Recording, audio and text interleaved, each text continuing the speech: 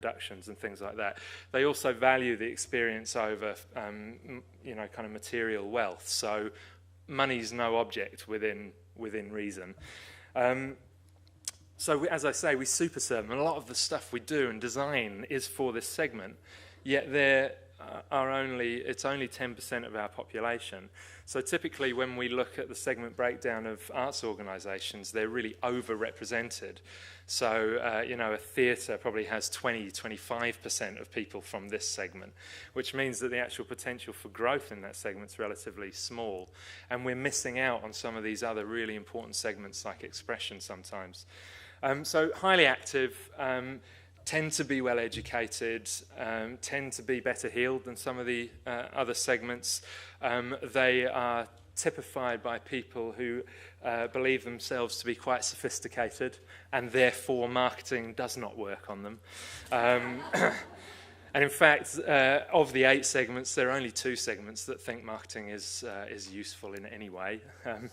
So the way we market to them has to be quite smart. But I think when you hear these 2 speak, you will know people like this because you probably work for many. It's the most important thing. If I was to be in a position where I was never going to be involved in seeing an art gallery or going to a performance or an opera or a play or something like that, I think life would cease to have a lot of meaning to me. It's part of my existence. Art of all forms is essential to me. If I don't go somewhere or visit an art gallery or listen to an orchestra or anything like that at all for several weeks, I suddenly get withdrawal symptoms. The most memorable concert I've ever been to was one where I went to in Vienna a few years ago, which was a Strauss and Mozart concert. The first half was Strauss, the second half was Mozart.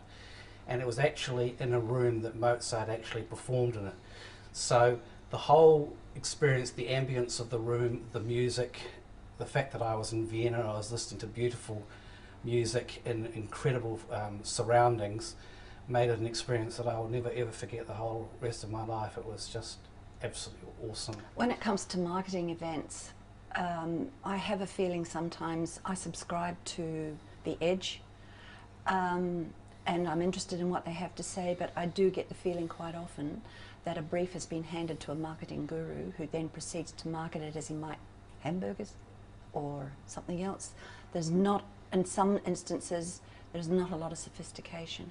The kind of marketing that I appreciate is that I'm on the NZSO's mailing list and regularly get letters from individual soloists and who are playing in upcoming events, and I really appreciate having